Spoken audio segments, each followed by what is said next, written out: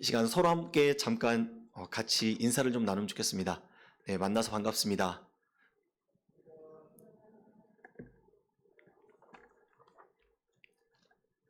네, 여러분들에게 질문 하나 드리겠습니다. 오늘 말씀의 제목이 뭔가요? 네, 앞에 있죠? 네, 모이기에 힘쓰라. 아멘. 모이기에 힘쓰신 여러분들을 예수님의 이름으로 축복합니다. 코로나가 시작되어서 이제 확산된 지 만 2년이 다 되어 갑니다. 코로나가 시작되고 그리고 2년 동안의 그 삶을 통해서 우리의 삶은 정말로 많은 부분에 있어서 변했습니다. 여러분들도 그렇게 생각하시나요? 가장 많이 변한 모습이 뭐라고 생각하세요? 지금 우리가 우리 앞에서도 볼 수 있는 것은 마스크를 쓰고 생활을 하는 것. 그렇죠? 마스크를 쓰고 생활을 하는 것. 그리고 재택근무를 하는 것. 꼭 굳이 가지 않더라도 회사에 가지 않더라도 집에서 재택근무를 하는 것을 볼 수 있습니다. 그리고 코로나가 있기 전에는 해외여행을 굉장히 많이 갔었죠. 그런데 해외여행도 많은 제약이 있게 되었습니다. 그리고 온라인 시장이 확대가 된 것도 하나의 변화 중에 하나인데요. 우리가 굳이 장을 보러 가지 않아도 온라인으로 우유나 생필품이나 여러 가지 장도 보고 온라인에서 구매하고 싶은 것들을 다 구매하는 것이 많아졌습니다. 그리고 줌, 유튜브와 같은 비대면의 활성화도 많은 변화 중에 하나죠. 줌이나 유튜브를 통해서 우리가 배우고 싶은 것을 꼭 가지 않아도 대면으로 보지 않아도 비대면으로도 교육을 받고 배울 수 있는 그런 교육 환경이 여건이 이루어진 것. 이것이 코로나가 시작되고 난 후에 우리에게 많이 변화된 모습 중에 하나라고 볼 수가 있습니다. 어떤 사람들은 이렇게 생각합니다. 코로나가 이제 끝나면, 이제 종식이 되면 우리의 삶은 예전처럼 완전히 돌아갈 수 있다. 이렇게 생각을 합니다. 하지만 그렇지는 않습니다. 코로나가 종식된다 하더라도 우리의 삶은 예전과 같은 모습으로 돌아갈 수는 없을 것입니다. 코로나가 끝나도 마스크를 쓰고 다니는 사람들은 마스크를 쓰고 다닐 겁니다. 왜냐하면 그것이 자신에게 더 안전하고 건강을 지킬 수 있는 길이라고 생각해서 또 공기가 안 좋다고 생각해서 마스크를 계속적으로 쓰고 다니는 사람들이 분명히 있을 것입니다. 그리고 재택근무도 예전만큼 지금과 같지는 않지만 어떤 회사에서는 재택근무를 함으로써 집에서 근무할 수 있도록 하는 회사들도 있을 것입니다. 그리고 줌, 유튜브와 같은 비대면이 지속적으로 사람들에게 익숙하게 지금과 같이 사용이 될 것입니다. 해외도 여행을 가기는 하겠지만 백신 접종 그리고 자가격리하는 그런 문제들로 인해서 여전히 불편함들이 많을 것입니다. 그래서 코로나가 종식된다고 하더라도 우리의 예전의 삶으로는 완전히는 돌아갈 수가 없을 것입니다. 예전의 삶으로 회복하기는 어려울 겁니다. 하지만 우리 믿는 자들에게, 우리 그리스도인들에게 다른 것은 다 회복되기 어렵다고 하더라도 꼭 회복되어야 하는 것이 있습니다. 꼭 반드시 회복되어야 하는 것이 있습니다. 그것이 무엇입니까? 바로 교회의 모임입니다. 교회의 모임은 회복이 되어야 합니다. 제가 교회의 모임이라고 말을 하는 것은 예배의 모임만을 이야기하는 것은 아닙니다. 셀 모임도 포함되고요.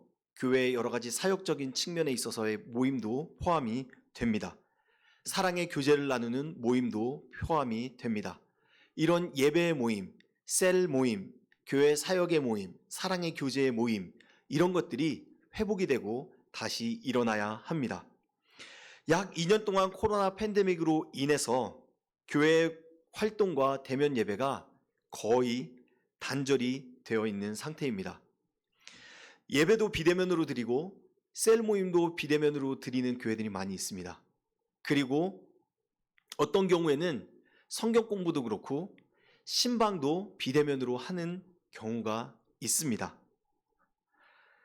물론 모든 비대면이 저는 부정적이다라고 이렇게 이야기를 하는 것은 아닙니다. 제가 말하는 그 비대면의 의미에서 부정적인 면도 있지만 그렇지 않은 면들도 분명히 있습니다.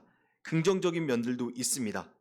예를 들면 어떤 상황 속에서 우리는 물리적으로 교회 나가기 정말 어려울 때, 힘든 상황 가운데 있을 때 우리에게 온라인으로 예배를 드릴 수 있는 그런 여건과 환경이 주어졌기 때문에 하나님께 나와서 예배를 드릴 수가 있는 것입니다. 그리고 또한 어떨 때는 건강적인 문제가 있고 아니면은 나이가 있어서 이제 이렇게 활동하기가 어려운 제약 가운데 있을 때 거동이 불편하신 분들에게는 비대면 예배가 있기 때문에 하나님을 찾고 하나님을 예배할 수 있는 것이 있어서 저는 그 측면을 생각할 때 오히려 비대면 예배가 있는 것이 감사하다라고 또 생각을 할 수가 있습니다. 그리고 사실 좀 적은 숫자지만 비대면 예배를 통해서 하나님을 찾고 하나님을 구하고 하나님의 임재를 더 깊이 경험하는 사람들이 있습니다. 저는 그 전에 교회에 있던 어떤 성도님 중에 한 명이 이런 이야기를 하는 것을 들었습니다. 만약에 코로나가 오지 않았다면 나의 신앙이 지금과 같이 하나님께 가까이 나아갈 수 있을까라는 말을 하는 것을 들었습니다. 정말로 우리에게 비대면이라는 이런 온라인으로 예배 드릴 수 있는 그런 환경이 주어졌기 때문에 어떤 사람에게는 소수의 사람이지만 어떤 사람에게는 분명히 긍정적인 면을 끼치는 것이 있습니다. 하지만 대부분의 사람들에게는 그렇지 않습니다. 오히려 심각한 문제들이 많이 있습니다. 심각한 문제들 중에 하나는 뭐냐면 적지 않은 사람들이 이 비대면의 현실에 안주하려고 하는 경향이 있다는 것입니다. 분명히 대면으로도 예배를 드릴 수 있는 여건이 있습니다. 그리고 대면으로 예배 드릴 수 있는 환경이 조성이 되었습니다. 그런데도 불구하고 편리함을 쫓아서 비대면으로 드리는 것에 벌써 익숙해져 있다라는 것이 우리가 처해 있는 심각한 문제입니다. 비대면으로 예배를 지속적으로 드리면 우리에게 어떤 일이 생겨날까요? 비대면으로 예배를 드리면 어떤 일이 생겨날까요? 지속적으로 드리면 우리의 신앙이 안일함에 빠지게 됩니다. 어떻게 된다고요? 우리의 신앙이 안일함에 빠지게 됩니다. 편의주의에 빠져서 안일함에 빠지게 됩니다. 안일함은 우리의 신앙에 있어서 적신호입니다. 긍정적인 신호가 아니라요, 적신호입니다. 그리고 위험 신호입니다. 안일함에 빠지면 하나님을 찾지 않습니다. 그렇기 때문에 이 안일함을 우리는 절대로 무시해서는 안 됩니다. 안일함에 빠지면 하나님을 찾지도 않고 구하지 않습니다. 그리고 하나님 없이도 나 스스로도 생활할 수 있다라고 이렇게 생각을 합니다. 우리 안에 안일함이 있어서는 안 됩니다. 안일함에 빠져 있다고 한다면 혹시 여러분들이 안일함에 빠지게 만드는 것이 있다고 한다면 그 안일함에 빠지게 만드는 그것을 멀리하고 그것을 포기하고 버려야 합니다. 요한계시록 말씀을 보면 7교회가 나오죠. 소아시아의 7교회들이 나오는데 그 중에 라오디게아 교회의 모습을 보면 이 라오디게아 교회가 안일함에 빠져 있었다는 것을 알 수 있습니다. 요한계시록 3장 15절 말씀을 보면 라오디게아 교회가 안일함에 빠져 있다는 것을 볼 수 있는데요. 시간 그 말씀을 같이 함께 읽도록 하겠습니다. 요한계시록 3장 15절 말씀입니다. 시작. 내가 내 행위를 아노니 내가 차지도 아니하고 뜨겁지도 아니하도다. 내가 차든지 뜨겁든지 하기를 원하노라. 라오디게아 교회가 안일함에 빠져 있는 모습을 볼 수 있죠. 그들은 차지도 않고 뜨겁지도 않고 그들은 미지근한 상태에 있었습니다. 하나님과의 관계에 있어서 아무런 감흥이 없이 그냥 미지근한 상태, 어떻게 보면 있어도 그만 없어도 그만 그런 것과 같은 미지근한 상태에 있었습니다. 그런데 그들이 안일함에 빠져 있었던 이유가 있었습니다. 안일함에 빠져 있었던 이유가 바로 부요함인데요. 요한계시록 3장 17절에 이렇게 말하고 있습니다. 내가 말하기를 나는 부자라 부요하여 부족한 것이 없다 하나 내 곤고한 것과 가련한 것과 가난한 것과 눈먼 것과 벌거벗은 것을 알지 못하는도다. 라오디게아 교회와 그 성도들은 세상적으로 부족한 것이 없었습니다. 그들에게 필요한 것은 없었습니다. 그들은 다 가지고 있었습니다. 그들은 무역하는 곳 그 근처에 이렇게 있었기 때문에 그들이 갖고 싶어 하는 것은 다 부유하게 가질 수 있었습니다. 그래서 하나님을 전심으로 구할 필요를 느끼지 못했습니다. 그들이 하나님을 전심으로 구할 필요를 느끼지 못했다라고 하는 것은 그들이 누구를 의지했다는 거예요? 세상적인 부를 의지했다는 것입니다. 세상적인 부를 의지해서 그들이 안일함에 빠졌다는 것입니다. 그들이 부를 의지했기 때문에 안일함에 빠졌죠. 그들이 벗어나올 수 있는 방법은 무엇일까요? 그 부를 의지하지 않는 것입니다. 그리고 하나님의 얼굴을 구하며 하나님께 나오는 것입니다. 우리에게도 혹시 우리 자신을 안일함에 빠지게 만드는 것이 있다고 한다면 그것으로부터 벗어나야 합니다. 우리는 안일함에 빠지게 하는 것을 의지해서는 안 됩니다. 그런데 그들이 안일함에 빠져 있을 때 예수님께서 그들에게 하신 말씀이 과연 충격적입니다. 그 말씀이 15절에 있는데요. 계시록 3장 15절 말씀을 한번 보도록 할까요? 네, 16절이네요. 계시록 3장 16절 말씀입니다. 같이 함께 읽도록 하겠습니다. 시작. 내가 이같이 미지근하여 뜨겁지도 아니하고 차지도 아니하니 내 입에서 너를 토하여 버리리라. 내 입에서 너를 토하여 버리리라. 안일함에 빠져서 하나님을 전심으로 구하지 않으니까 내가 너를 내 입에서 토하여 버리겠다라고 이렇게 말씀하신 것입니다. 그만큼 안일함이 무서운 것입니다. 그만큼 안일함이 우리의 신앙을 타락하게 만듭니다.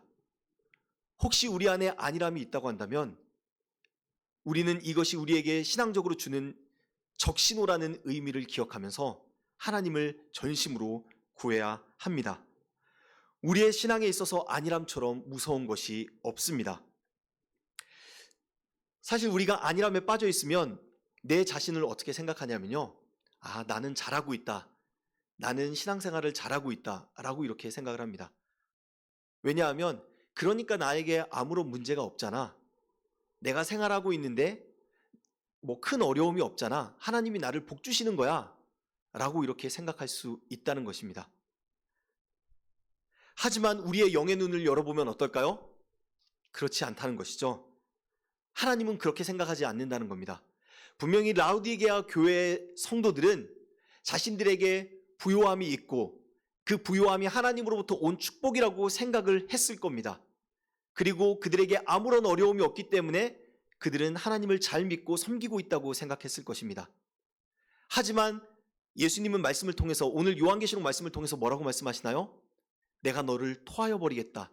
너는 미지근한 상태다. 나를 뜨겁게 사랑하지 않는다. 라고 이렇게 말씀하고 있습니다.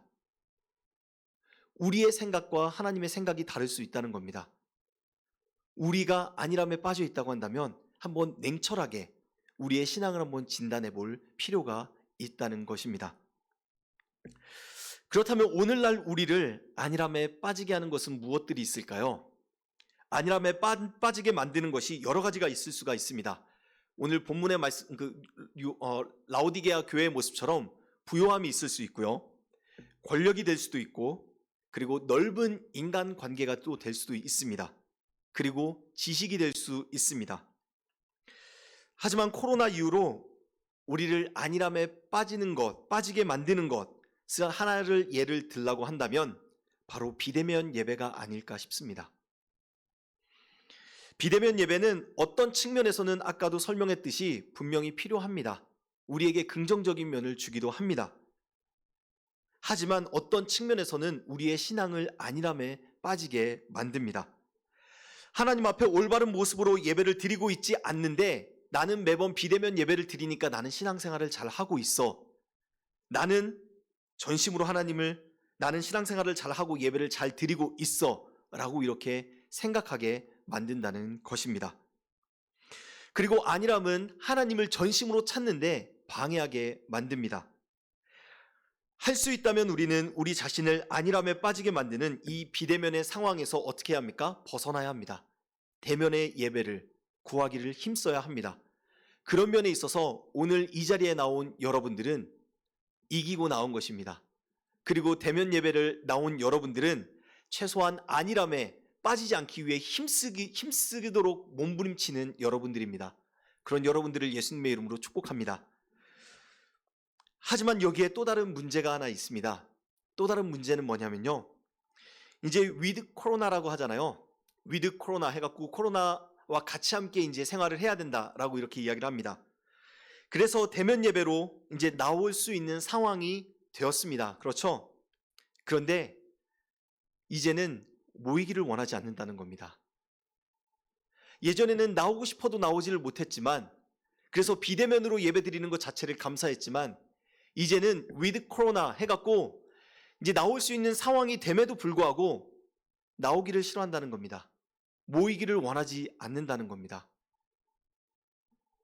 쉽게 영상으로 예배를 드릴 수 있는데, 이렇게 이제 이게 편한데 왜 꼭 예배당에 나와서 예배를 드려야 해? 라고 이렇게 생각한다는 것입니다. 그런데 이렇게 생각하는 사람들이 적지 않습니다. 하나님은 이런 우리들의 모습을 다 아시기 때문에 오늘 말씀 히브리서 10장 25절 말씀을 통해서요, 우리에게 이렇게 말씀하고 계신 것입니다. 다시 한번 읽어보도록 할까요? 히브리서 10장 25절 말씀입니다. 시작. 모이기를 패하는 어떤 사람들의 습관과 같이 하지 말고 오직 권하여 그 날이 가까움을 볼수록 더욱 그리하자. 아멘. 하나님은 우리에게 마지막 날이 가까워질수록, 예수님이 오실 그날이 가까워질수록 어떻게 하라고요? 더욱 힘쓰자, 모이기를 힘쓰라 라고 이렇게 말씀하고 있습니다. 그리고 모이기를 싫어하는 어떤 사람들의 습관을 쫓지 말라, 모이기를 싫어하는 것이 습관이 되어서는 안 된다 라고 이렇게 말씀하고 있습니다. 모이기를 포기하지 말라 라고 말씀하고 있습니다. 히브리서 기자가 히브리서를 쓸 그 당시에는, 그 당시를 잠깐 살펴보면요, 모이기를 패하는 자들이 있었습니다. 모이기를 포기하는 자들이 있었습니다. 그 당시 성도들 중에는 유대교나 이방 종교의 영향을 받은 사람들이 있었고요. 그리고 로마의 핍박과 그리고 박해로 인해서 모이기를 꺼려하는 자들이 있었습니다. 그리고 또 아예 유대교로 다시 돌아가려고 하는 그런 무리들이 있었습니다. 믿음을 버리고 그리고 모이기를 패하려고 하는 무리들이 있었다는 것입니다.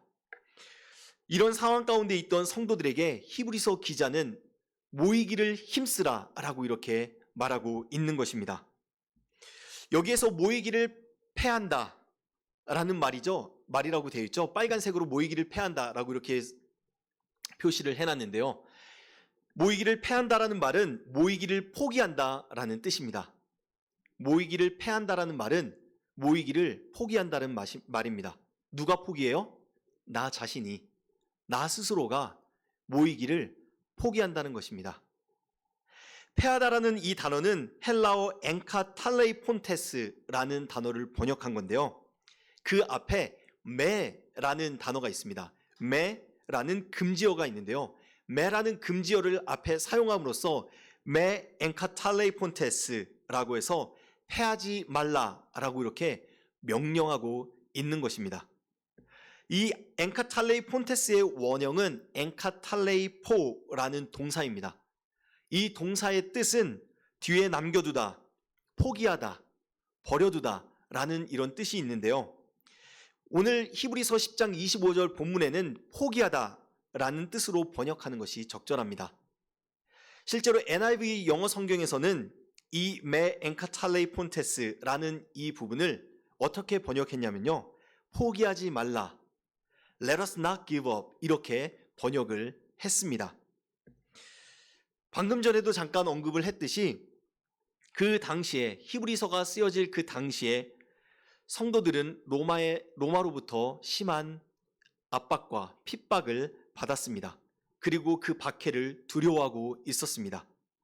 그리고 그들의 무리 중에는 유대교로 다시 돌아가려고 하는 사람들의 무리가 있었습니다. 이런 상황 가운데서 그 성도들이 믿음에 대한 그 확신이 점점 약해지면서 교회 모임을 참석하는 것, 교회 모임에 참석하는 것을 포기하려고 하는 사람들이 있었다는 것입니다. 그리고 이들의 그런 행동, 즉 교회 모임에 참석하는 포기하는 그 행동이 습관처럼 굳어져 가고 있었습니다.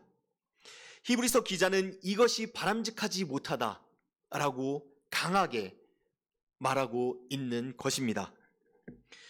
사도행전을 보면 교회가 성령의 역사로 시작이 되었죠. 그리고 성령의 역사로 교회가 시작된 이후에 성도들은 날마다 모이기에 힘썼습니다. 많은 핍박과 어려움이 있었습니다. 그럼에도 불구하고 성도들은 모이기에 힘썼습니다. 사도행전 2장 46절에서 이렇게 말씀하고 있습니다. 날마다 마음을 같이하여 성전에 모이기를 힘쓰고 집에서 떡을 떼며 기쁨과 순전한 마음으로 음식을 먹고 라고 이렇게 말씀하고 있습니다. 이 구절에서 무엇을 말하고 있습니까? 성전에 날마다 모이기를 힘썼다라고 말하고 있습니다. 누가요? 성도들이, 예수님을 믿는 자들이 날마다 성전에 모이기를 힘썼다라고 말하고 있습니다. 성경은 분명히 우리에게 성전에 모이기를 힘쓰라라고 이렇게 가르쳐주고 있습니다. 우리 보고 흩어지라라고 말하고 있지 않습니다. 성전에 모이기를 힘쓰라라고 말씀하고 있습니다. 성경에서는 분명히 이렇게 말씀해주고 있는데 성전에 모이기를 포기한 자들이 있습니다. 그렇다면 왜 그들이 성전에 모이기를 포기할까요? 오늘날 현실 가운데 코로나로 인해서 지금 많은 현실 가운데 비대면이 활성화되어 있는 이 현 시대의 주속 가운데 왜 적지 않은 성도들이 성전에 모이기를 포기하고 있을까요? 그들이 어떤 생각을 가지고 있기에 모이기를 포기할까요? 저는 최소한 두 가지 생각을 가지고 있다고 생각합니다. 첫째는 혼자서도 신앙생활을 잘 할 수 있다고 생각하기 때문입니다. 혼자서도 신앙생활을 잘 할 수 있다고 생각하기 때문에 모이기를 포기하는 것입니다. 즉, 나 혼자서도 신앙생활을 잘 할 수 있어 라고 생각한다는 것입니다. 혼자서도 말씀을 볼 수 있고, 혼자서도 말씀을 들을 수가 있고, 혼자서도 기도 생활을 할 수가 있고, 혼자서도 믿음 생활을 할 수 있다라고 생각한다는 것입니다. 하지만 우리는요, 우리가 스스로 생각하는 것처럼 혼자서 신앙생활을 잘 할 수가 없습니다. 고린도전서 12장의 말씀을 보면 교회는 한 몸이고 우리는 뭐라고요? 한 몸의 각 지체다라고 이렇게 말씀하고 있습니다. 고린도전서 12장 27절에 이렇게 말씀합니다. 너희는 그리스도의 몸이요 지체의 각 부분이라 라고 이렇게 말씀하고 있습니다.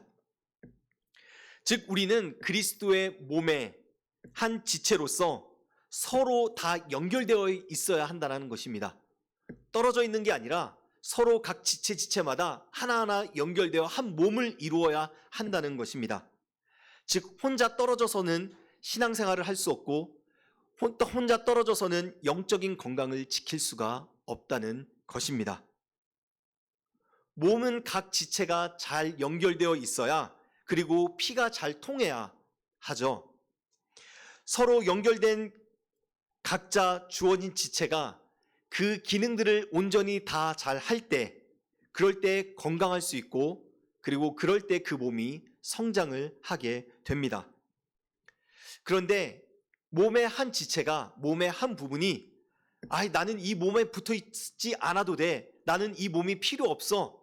나는 나 혼자서도 잘 있을 수 있어. 건강할 수 있어. 라고 해서 그 몸에서 떨어져 나온다면 어떻게 될까요? 몸에서 떨어져 나오는 그 상상만 해도 끔찍하죠? 네. 몸은 당연히 건강해질 수가 없고요. 그리고 떨어져 나온 그 지체는 생명의 위협을 받게 되겠죠. 우리는 나 스스로 혼자 신앙생활을 할 수가 없습니다. 우리 자신은요, 그렇게 완벽한 존재가 아닙니다. 우리 자신은 너무나 연약한 존재입니다. 그래서 하나님의 도우심이 필요하고 각 지체가 필요합니다. 각 지체와 서로 연결되어 있어야 합니다. 우리가 이렇게 연약한 것을 알기 때문에 우리는 믿음의 공동체, 사랑의 공동체, 이 교회 공동체 안에 소속이 되어 있어야 합니다. 만약 코로나로 인해서 우리가 비대면에 익숙해져 있다고 해서 모이는 것을 지속적으로 포기한다고 한다면, 예배에 모이는 것을 회피하고 그리고 신앙적으로 안일함에 빠지게 된다고 한다면 우리는 낙오자가 될 수밖에 없습니다. 우리의 신앙은 걷잡을 수 없게 됩니다. 옛날에는 뜨겁게 하나님을 찾고 몇 시간씩 하나님을 앞에 기도했다고 할지라도 모이지 않는다면 우리의 영적인 신앙의 건강은 건강할 수가 없습니다. 예전처럼 하나님을 찾는 그 모습을 유지할 수가 없습니다. 이 세상은 사탄, 즉 공중 권세 잡은 자가 다스리고 있습니다. 우리가 예수님을 영접하고 나의 왕과 주인으로 모셔서 하나님의 자녀가 되었지만, 우리가 이 땅에서 이 세상을 살아가고 있는 한 우리는 악한 자의 영향을 받을 수밖에 없습니다. 공격을 받을 수밖에 없습니다. 그리고 유혹을 받을 수밖에 없습니다. 교회는 하나님의 보호하심 아래 머무는데, 우리가 그 보호하심 아래 머물지 않고 그 보호하심을 떠난다고 한다면 사탄의 먹잇감이 되는 위험한 상황이 올 수가 있습니다. 동물이 언제 먹잇감이 됩니까? 동물이 언제 먹잇감이 되나요? 같은 무리 가운데 그 동물이 이렇게 있었는데 그 무리에서 이탈이 될 때, 무리에서 떨어져 나올 때, 그때 먹잇감이 되죠. 하지만 무리와 함께 있을 때는 먹잇감이 되지 않습니다. 안전하게 보호를 받을 수가 있습니다. 앞에 PPT 화면을 한번 보십시오. 치타가 있고요. 그리고 그룹에 얼룩말이 있습니다. 얼룩말 무리가 이렇게 같이 풀을 뜯어먹고 있었는데 치타가 와서 그 얼룩말 무리를 사냥하려고 합니다. 그래서 이렇게 사냥을 하는데 한 마리를 잡았습니다. 누구를 잡았냐면 무리에서 떨어져 나온 얼룩말을 잡았습니다. 그리고 그 얼룩말은 먹잇감으로 먹히게 되었죠. 사탄도 우리의 영혼을 사냥하고 있습니다. 베드로전서 5장 8절, 우리가 잘 아는 말씀 같이 함께 읽도록 하겠습니다. 시작. 근신하라, 깨어라, 너희 대적 마귀가 우는 사자같이 두루 다니며 삼킬 자를 찾나니. 마귀는 우는 사자처럼 삼킬 자를 찾고 있습니다.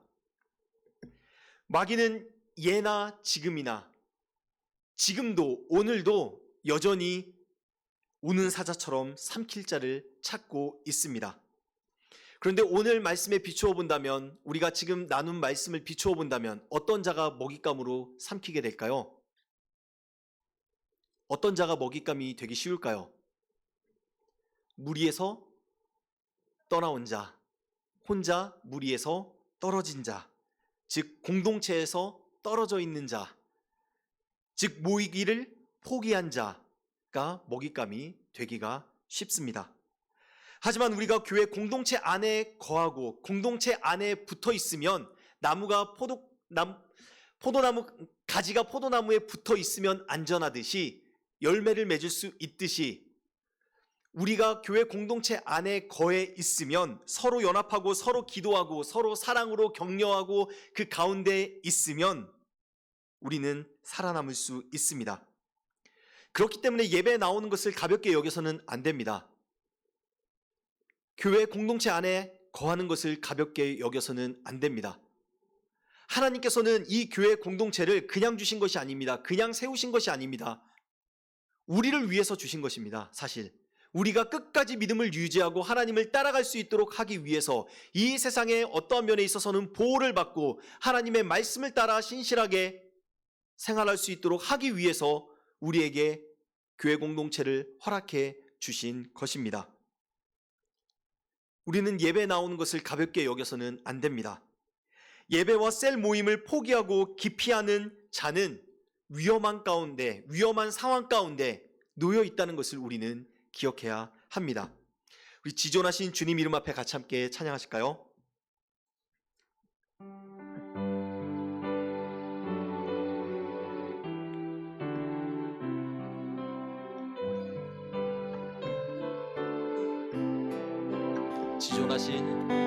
지존하신 주님 이름 앞에 모두 무릎 꿇고 다 경배해. 거룩하신 주님 보좌 앞에 엎드려 절하세. 지존하신 주님 이름 앞에 모두 무릎 꿇고 다 경배해. 거룩하신 주님 보좌 앞에 엎드려 절하세. 예수는 그리스도, 예수는 주, 하나님의 영으로 경배드리리. 예수는 그리스도, 예수는 그리스도, 예수는 주, 하나님의 영으로 경배드리리.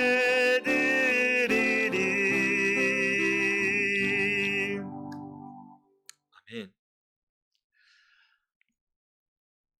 모이기를 패하는 자들이 가지고 있는 첫 번째 생각은 뭐라고요? 나 혼자서도 스스로 신앙생활을 잘 할 수 있다라는 것입니다.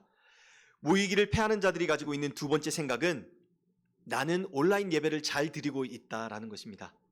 나는 온라인 예배를 잘 드리고 있다. 그렇기 때문에 예배를 잘 드리고 있기 때문에 나는 아무런 문제가 없고 나는 잘하고 있다라고 이렇게 생각을 합니다. 여러분들 어떻게 생각하십니까? 네, 그냥 웃으시는데요. 사실 유튜브로 온전한 예배 드리기는 정말로 어렵습니다. 유튜브로 온전한 예배 드리기는 정말로 어렵습니다. 처음 얼마 동안은 온전한 예배를 드릴 수 있을 것입니다. 하지만 지금 현 시점에서 우리가 온라인으로 예배 드린 지 1, 2년이 지나간 이 시점에서 온전한 예배를 드리기는 정말로 어렵습니다. 물론 불가능한 것은 아닙니다. 온전한 예배를 드릴 수 있습니다. 온라인으로도 하나님의 임재를 충분히 경험할 수 있습니다. 내가 온전히 하나님만을 구하며 하나님만을 갈망하며 하나님만을 바라보며 나의 온 마음과 정성을 하나님께로 돌리며 나의 시선을 하나님께로만 고정하고 예배를 드린다고 한다면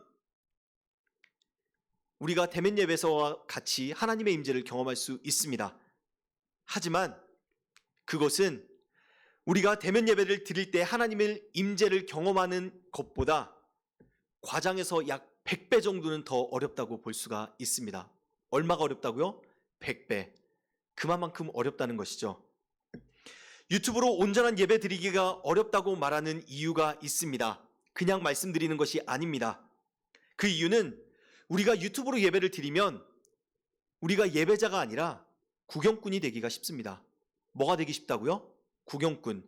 다른 말로 하면 시청자가 되기 쉽다는 것입니다. 우리가 유튜브로 예배를 드리는 것에 익숙해지다가 보면 예배자가 되는 것이 아니라 시청자가 되는 경향이 있습니다. 예배는 TV 시청이 아닙니다. 예배는 드라마나 뉴스를 관람하는 것이 아닙니다. 영화 관람하는 것이 아닙니다. 교육방송을 보는 것이 아닙니다. 예배는 어떤 뮤지컬을 듣는 것이 보고 듣는 것이 아닙니다. 예배는 보는 것이 아니라 드리는 것입니다. 뭐라고요? 드리는 것. 예배는 드리는 것입니다. 지금 온라인으로 예배 드리시는 여러분들도 잘 기억하시면 좋겠습니다. 예배는 보는 것이 아니라요. 예배는 드리는 것입니다. 어떤 부류의 사람들은 잘못 생각하는 경우가 있습니다. 어떻게 생각하냐면요. 나는 말씀만 잘 들으면 예배를 잘 드린 거야 라고 생각하는 경우가 있습니다. 말씀만 잘 들으면 예배를 성공했다 라고 이렇게 생각합니다. 여러분들은 어떻게 생각하십니까? 혹시 여러분들도 그렇게 생각하시는 분이 있습니까? 아닐 거라고 생각합니다. 이것은 엄청나게 잘못된 생각입니다. 말씀만 잘 들으면 예배를 잘 드렸다, 예배를 성공했다라고 생각한다는 것은 잘못된 것입니다. 이것은 마치 설교가 말씀 듣는 것이 예배의 전부다라고 생각하는 것과 같습니다. 하지만 그것은 아니죠. 이것은 대면으로 예배를 드릴 때나 비대면으로 예배를 드릴 때나 다 마찬가지입니다. 설교 말씀을 잘 들었다고 해서 예배를 성공한 것이 아닙니다. 이것은 설교가 중요하지 않다는 것이 아닙니다. 설교 너무나 중요합니다. 하나님의 말씀을 들음으로 하나님의 기준과 하나님의 뜻을 아는 것 너무나 중요합니다. 하지만 설교가 예배의 전부가 아니라는 것입니다. 설교만 잘 들었다고 해서 예배를 잘 드리고 성공했다는 것이 아닙니다. 우리는 예배에 대해서 올바른 관점을 가지고 있어야 하는데요. 성공적인 예배는 우리가 생각할 때 성공적으로 드렸다고 하는 그 예배가 아니라 하나님이 보셨을 때, 하나님의 기준으로 보셨을 때 성공적으로 드려진 그 예배가 올바른 예배요 성공적인 예배입니다. 하나님이 우리의 예배를 받으셔야 성공적인 예배가 되는 것입니다. 우리가 아무리 멋진 찬양을 드리고 아무리 멋진 프로그램을 준비하고 아무리 많은 사람들이 예배당의 자리에 있다고 할지라도, 정성껏 예배를 드렸다고 할지라도 하나님이 보실 때 그 예배가 하나님의 기준에 합당하지 않고, 그리고 그 예배가 하나님이 보실 때 원하시지 않는 그런 모습이라고 한다면 그 예배는 성공적인 예배가 아닙니다. 하나님이 받으시는 예배가 아닙니다. 예배는 보는 것이 아닙니다. 예배는 드리는 것입니다. 그런데 우리가 유튜브로 예배를 드리면 하나님께 온전히 예배를 드리는 예배자가 되기보다는 TV를 보는 혹은 예배를 구경하는 시청자가 되기가 쉽습니다. 경배와 찬양을 우리가 하나님 앞에 올려드리죠. 경배와 찬양을 하나님께 올려드리는 그 시간에 우리가 유튜브로 예배를 드리다 보면 어떻게 되냐면요, 전심으로 하나님 앞에 찬양을 드리며 하나님 앞에 영광을 올려드리는 것이 아니라 방송에서 그냥 찬양하는 그 소리만 듣게 됩니다. 즉 예배자가 되는 것이 아니라 시청자, 청취자가 된다는 것이죠. 그리고 함께 기도를 드리는 시간에는 어떤가요? 같이 함께 열심으로 기도를 하나님 앞에 올려드려야 하는데, 하나님을 찾아 기도하기보다는 인도자가 어떻게 기도하는지 그냥 그 기도의 소리만 듣게 됩니다. 말씀을 듣는 시간에도 사모하면서 하나님의 말씀을 받기보다는 밥을 먹으면서 혹은 다른 일을 하면서 그냥 귀로만 설교 방송을 듣게 됩니다. 예배는 뭐라고요? 예배는 드리는 것입니다. 예배는 보거나 듣는 것이 아니라 드리는 것입니다. 전에도 한번 설명을 드렸죠.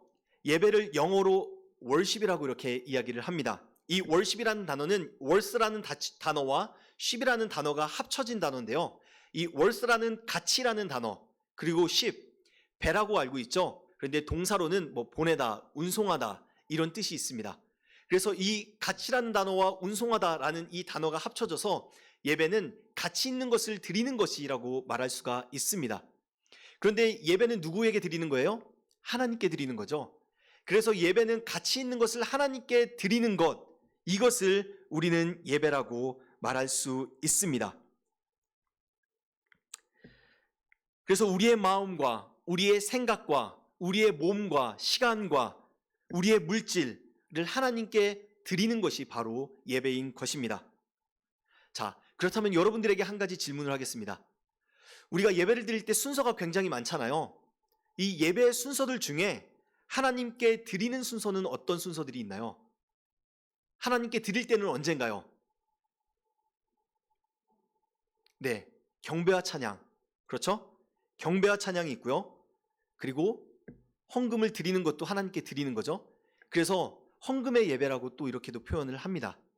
그리고 기도도 하나님께 드리는 거죠. 올려드리잖아요. 경배와 찬양도 하나님께 올려드리고, 기도도 하나님께 올려드리고, 헌금도 하나님께 올려드립니다.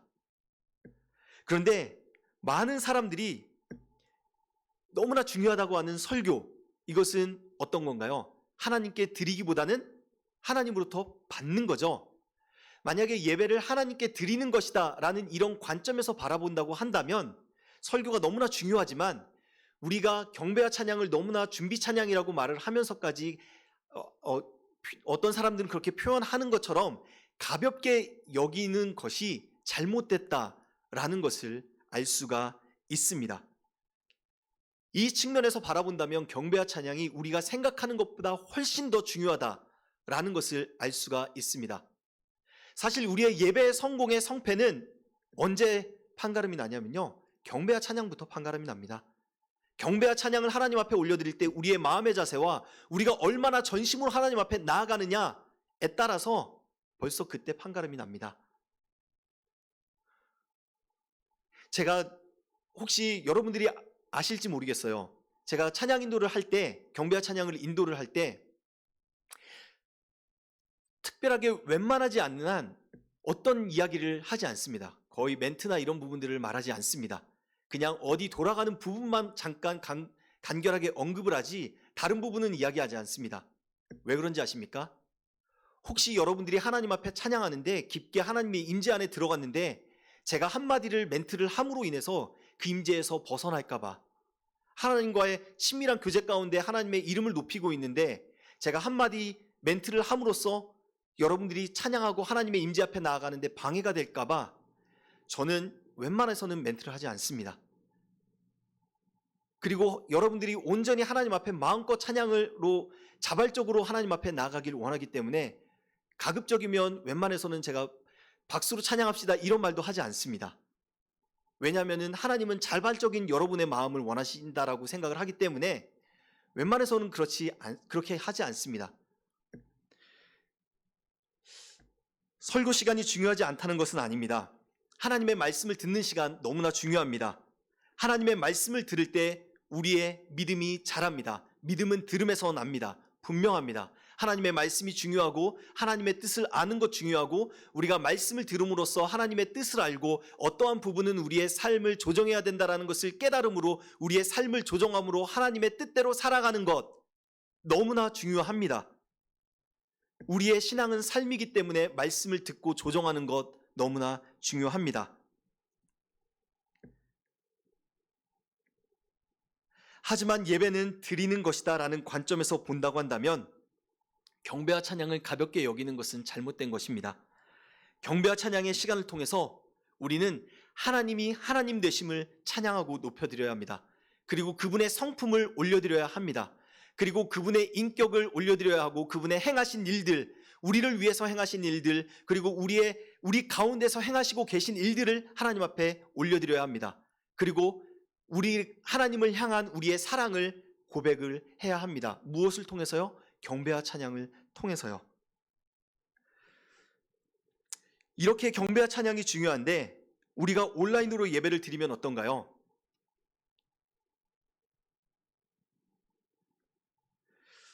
많이 그렇게 온전히 하나님 앞에 나아가기가 쉽지가 않죠. 전심으로 목소리를 높여서 하나님을 찬양하기보다는 그냥 흘러나오는 소리만 듣게 되죠. 찬양을 드리면서 하나님께 집중을 하지 못하게 되죠. 혹은 가족 중에 누군가가 우리를 딱 부르면 어때요? 중단하고 그냥 가서 이야기를 하죠. 만약에 우리가 유튜브로 예배를 드릴 때 그런 상황들이 있다고 한다면 우리는 온전한 모습으로 하나님 앞에 예배를 드리고 있지 않은 것입니다. 제가 생각할 때 온라인 예배의 가장 큰 단점은 방금 전에도 조금 나눴지만 마음의 자세가 흐트러지는 것입니다. 예배는 우리의 마음과 생각이 온전히 하나님께 집중되어져야 합니다. 하지만 온라인으로 예배를 드리면 우리의 마음과 생각이 온전히 집중되기가 쉽지가 않습니다. 전에 섬겼던 교회의 목사님이 다른 교회 그 목사님에게 들었던 이야기를 저희 교회 직원들에게, 스태프들에게 이야기했던 내용을 함께 잠깐 나누도록 하겠습니다. 이것은 실제 있었던 일인데요. 어떤 목사님이 성도님 중에 한 분이 예배드리는 그 모습을 그 딸이 찍어서 그 교회 담임 목사님께 보냈다고 합니다. 예배드리는 모습을 그 딸이 찍어서 그 교회 담임 목사님에게 보냈다고 합니다. 그 사진에서 성도님은 교회 예배 시간에 드리는 그 영상을 틀어놓고요. TV를 틀어놓고 소파에서 누워서 예배를 드렸다고 합니다. 그런데 더 충격적인 것은 TV 화면이 여기에 있으면 TV를 등 돌려서 소파에 누워서 예배를 드렸다고 합니다. 그것을 누가 찍었다고요? 자기 딸이 찍어서 그 교회 담임 목사님에게 보냈다는 것입니다. 아마 여러분들은 그 이야기를 들으면서 그 사람이 누구야? 라고 생각하실 것입니다. 그리고 이렇게 예배드리는 사람이 분명히 교회 나간 지 얼마 안 된 사람일 거야, 혹은 신앙이 얼마 안 된 사람일 거야 라고 생각할 수 있습니다. 그런데 이분이 그 교회 장로님이라고 합니다. 이것은 무엇을 말합니까? 그만큼 온라인으로 예배 드리기가 어렵다는 겁니다.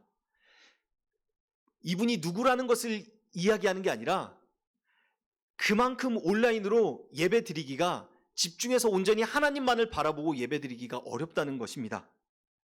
온라인으로 예배를 드리는 우리들의 모습을 한번 좀 점검해 봅시다. 그분의 모습을 한번 판단하지 마시고요, 우리들 자신의 모습을 한번 점검해 봅시다. 하나님이 받으시는 예배를 드리고 있습니까? 예배는 하나님이 받으실 때 의미가 있습니다. 하나님이 받지 않으시면 아무런 의미가 없습니다. 그냥 우리는 TV 시청하는 거고, 우리는 그냥 시간을 때우는 것 뿐입니다.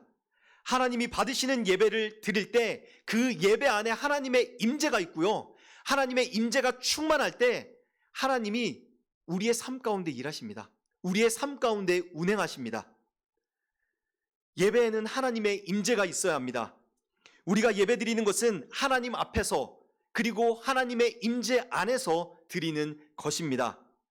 그렇기 때문에 우리가 예배 드릴 때 TV를 시청하는 것처럼 드린다면 그것은 잘못된 것입니다.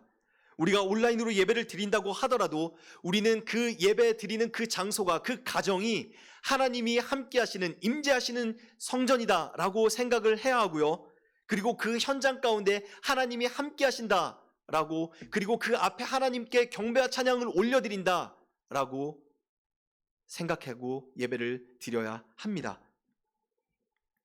그렇다면 우리는 현 시점에서 어떻게 해야 할까요? 모여야 합니다.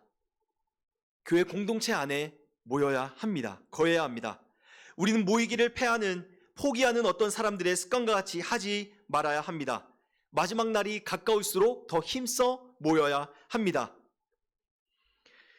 우리는 모여야 하는데요, 예배를 위해서도 모여야 하고요, 그리고 셀 모임을 위해서도 모여야 하고, 교회 사역을 위해서도 모여야 하고, 사랑의 교제를 위해서도 모여야 합니다. 이 시대는 시간이 갈수록 점점 더 모이기를 꺼려할 것이고, 모이기를 힘들게 만들 것입니다. 하지만 우리는 이 세대를 본받아서는 안 됩니다. 우리는 오늘 말씀과 같이 더 힘써 모여야 합니다. 모임이 주는 세 가지 유익이 있습니다.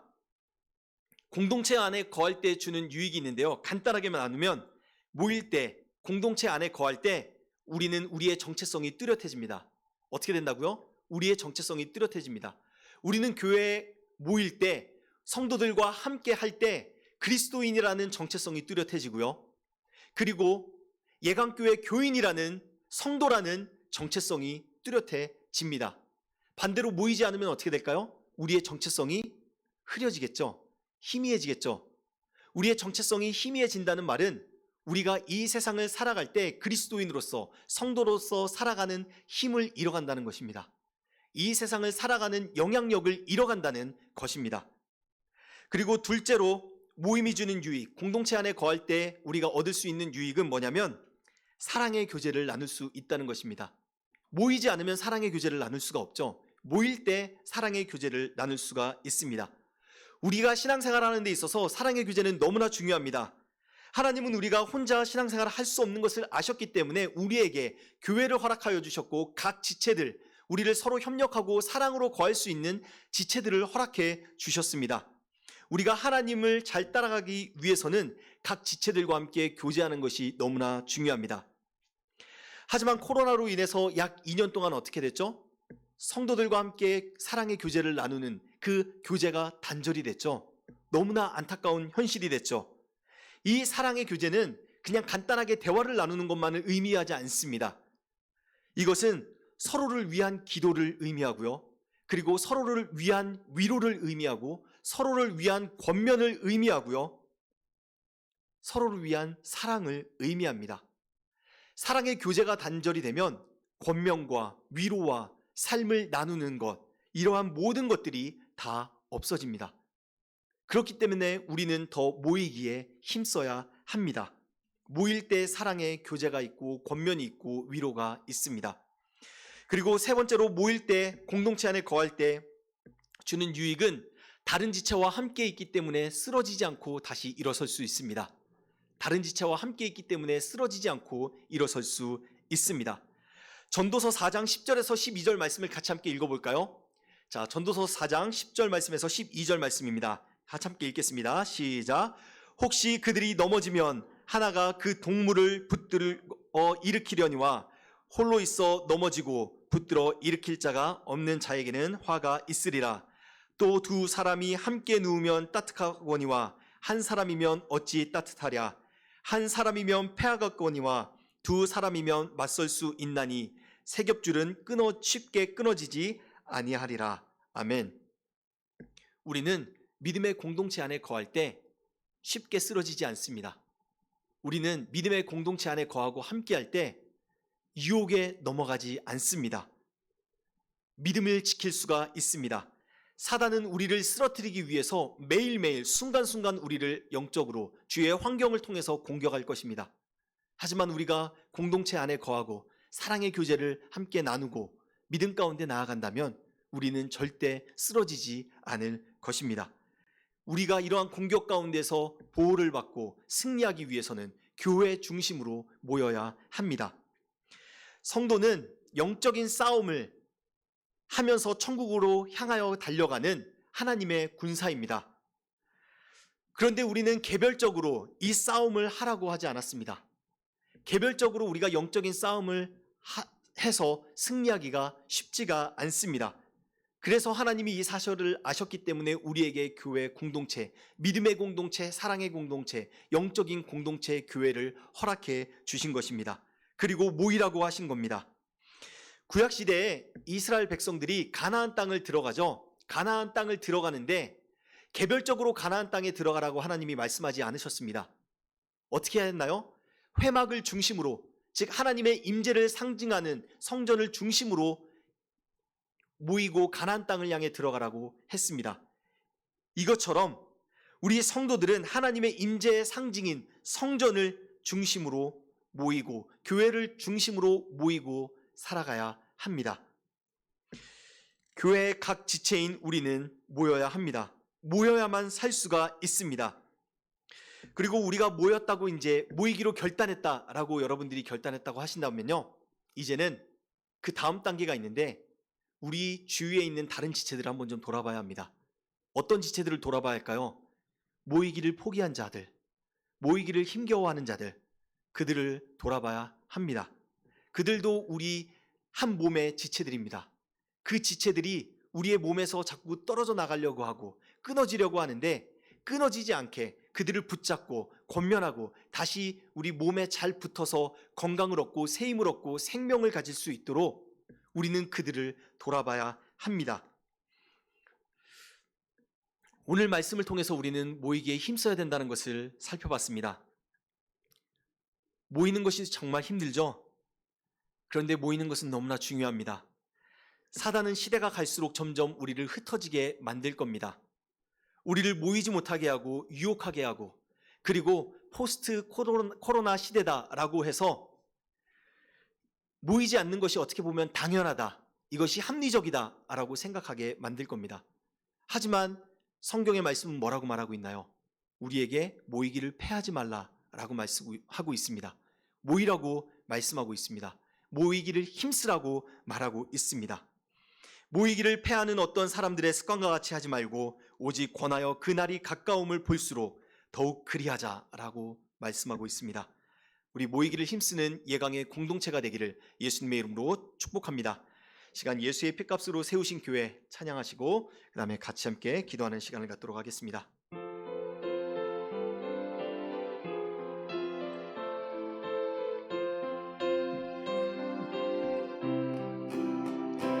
예수의 피값으로 세우신 교회 생명 세상은 무권세 모두 이긴 교회로 승리하는 교회 되리라. 오순절 성령으로 탄생된 교회, 생명의 교회, 마귀 권세 깨뜨려 예수 나타난 능력 있는 교회 되리라. 오 주여 성령을 충만케 하소서. 늘 알려주신 사명 다하여 생명교회, 능력교회, 사명의 교회 되게 하소서. 주님의 최후 명령 받은 교회, 사명의 교회, 세상 영혼들에게 사명 다하여 전도하는 교회 되리라. 주께서 승천하여 보내신 능력 충만한 교회, 신랑 예수 맞이하는 정결한 신부 준비하는 교회 되리라.